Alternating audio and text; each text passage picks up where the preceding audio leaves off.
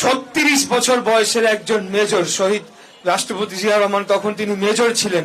সেই মেজর জিয়া তিনি তার নিজ উদ্যোগে তিনি নিজে পরিকল্পনা করে চট্টগ্রামে কালুরঘাট বেতার কেন্দ্র তিনি দখল করেন এবং তার পরিবারকে সেই গান পয়েন্টে রেখে, ঝুঁকির মুখে রেখে, ক্যান্টনমেন্টে রেখে তিনি এই কাজটি করেন এবং তিনি ঘোষণা দেন, আই রিভল্ট, উই রিভল্ট। আজকে আমরা এখানে উপস্থিত হয়েছি যে বিষয়ে গতকাল 30শে মে শহীদ রাষ্ট্রপতি জিয়াউর রহমানের 44তম শাহাদাত বার্ষিকী ছিল। শহীদ রাষ্ট্রপতি জিয়াউর রহমান, আমরা যেহেতু বিএনপি করি এবং বাংলাদেশ জাতীয়তাবাদী দলের আদর্শ ধারণ করে আমরা রাজনীতি করছি, আমাদেরকে শহীদ প্রেসিডেন্ট জিয়াউর রহমানের সম্পর্কে এবং তার আদর্শ, তার রেখে যাওয়া রাজনৈতিক আদর্শ সম্পর্কে আমাদেরকে ধারণা রাখতে হবে। উনি এমন একজন ব্যক্তি, উনি যখন বাংলাদেশে 25শে মার্চ 1971 সালের 25শে মার্চ কাল রাতে যখন পাকিস্তান হানাদার বাহিনী নিরীহ জনগণের উপরে বর্বর হামলা চালিয়ে তারা হত্যাযজ্ঞ শুরু করেছিল, সেখানে Rajarbagh police line, Kamalapur rail station এবং ঢাকা ইউনিভার্সিটির বিভিন্ন জায়গায়, বিভিন্ন স্থানে তারা হামলা চালিয়ে নিরীহ মানুষের হত্যা শুরু করেছিল। তখন যে রাজনৈতিক নেতৃবৃন্দ ছিল তারা দেশ থেকে পালিয়ে যায় এবং দেশকে একরকম শূন্য স্থানে রেখে তারা চলে যায়। তখন 36 বছর বয়সের একজন মেজর শহীদ রাষ্ট্রপতি জিয়া রহমান, তখন তিনি মেজর ছিলেন। সেই মেজর জিয়া তিনি তার নিজ উদ্যোগে তিনি নিজে পরিকল্পনা করে চট্টগ্রামে কালুরঘাট বেতার কেন্দ্র তিনি দখল করেন এবং তার পরিবারকে সেই গান পয়েন্টে রেখে, ঝুঁকির মুখে রেখে, ক্যান্টনমেন্টে রেখে তিনি এই কাজটি করেন এবং তিনি ঘোষণা দেন, আই রিভল্ট, উই রিভল্ট। অর্থাৎ তিনি সেনাবাহিনীর একজন মেজর, তিনি ঘোষণা দিলেন যে আমরা বিদ্রোহ করছি এবং আমরা বাংলাদেশকে স্বাধীন ঘোষণা করছি, বাংলাদেশে যুদ্ধের ঘোষণা দিচ্ছি, যুদ্ধের ডাক দিচ্ছি। তার এই ডাক পরদিন 26শে মার্চ সারা বাংলাদেশে এটা বারবার প্রচারিত হতে থাকে এবং একজন মেজর সেনাবাহিনীর থেকে যখন এরকম একটি ঘোষণা আসে, সেটা বাংলাদেশের জনগণকে, সকল স্তরের জনগণকে তারা উদ্বুদ্ধ করে, সাহস যোগায় এবং যুদ্ধে ঝাঁপিয়ে পড়ার যে অনুপ্রেরণা সেটা যোগায়। সেই ব্যক্তির রাজনীতি আমরা করি, অতএব আমাদেরকে বুকে সাহস নিয়ে চলতে হবে জনগণের অধিকার রক্ষায়, বাংলাদেশের স্বাধীনতা, সার্বভৌমত্ব। এবং 1971 সালে আমি বলতে চাই, ফয়সালা হয়ে গিয়েছিল যে বাংলাদেশ হবে একটি গণতান্ত্রিক দেশ, যেখানে জনগণ ভোট দিয়ে তাদের নির্বাচিত প্রতিনিধির মাধ্যমে বাংলাদেশকে পরিচালনা করবে। এটা একটা যুদ্ধের মাধ্যমে 1971 সালে ফয়সালা হয়ে গিয়েছিল। এখান থেকে আমাদেরকে সরে আসার অন্য কোনো সুযোগ নাই।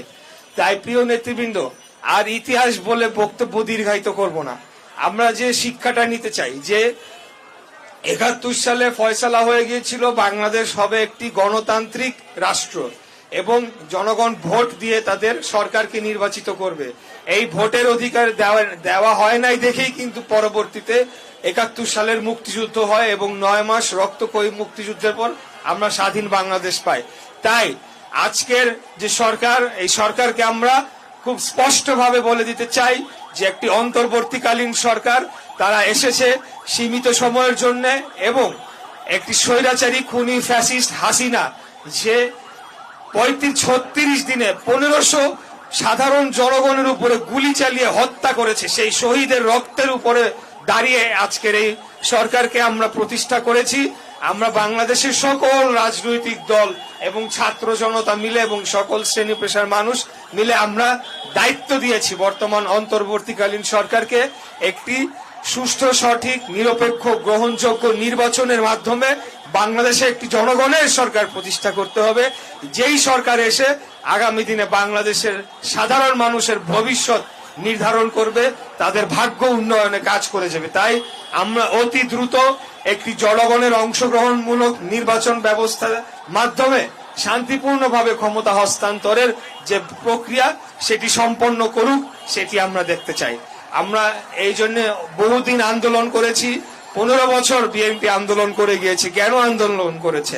আমাদের 4-5 হাজার নেতাকর্মী জীবন দিয়েছে, আমাদের হাজার হাজার নেতাকর্মী গুম হয়ে গিয়েছে। এখনো চৌধুরী আলম, ইলিয়াস আলী সহ বহু নেতাকর্মী, বহু নেতা তারা গুম হয়ে গিয়েছে। কেন গুম হয়ে গিয়েছে?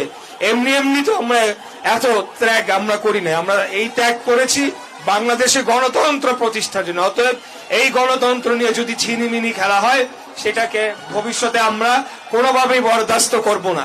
বাংলাদেশে বিচারও চলবে, গণহত্যার সংস্কারও চলবে, কিন্তু সেটার সাথে নির্বাচনকে, গণতন্ত্রকে সাংঘর্ষিক করা যাবে না, মুখোমুখি করা যাবে না। নির্বাচন প্রক্রিয়া, গণতান্ত্রিক প্রক্রিয়া তার জায়গায় চলমান থাকবে, অব্যাহত থাকবে। এটা হলো আমাদের স্পষ্ট বার্তা এবং এটা আমাদের স্পষ্ট আহ্বান। এর বাইরে অবশ্যই যে গণহত্যা হয়েছে সেটার বিচার করতে হবে এবং সংস্কার কাজকেও এগিয়ে নিয়ে যেতে হবে। আমরা আজকে 9 মাস হতে চললো, কোথায় বিচার কাজ? আমরা বিচার কাজের তেমন কোনো অগ্রগতি দেখতে পাই নাই। কোথায় আজকে সংস্কার কাজে উল্লেখযোগ্য একটা সংস্কারও কি এই সরকার করতে পেরেছে বর্তমানে?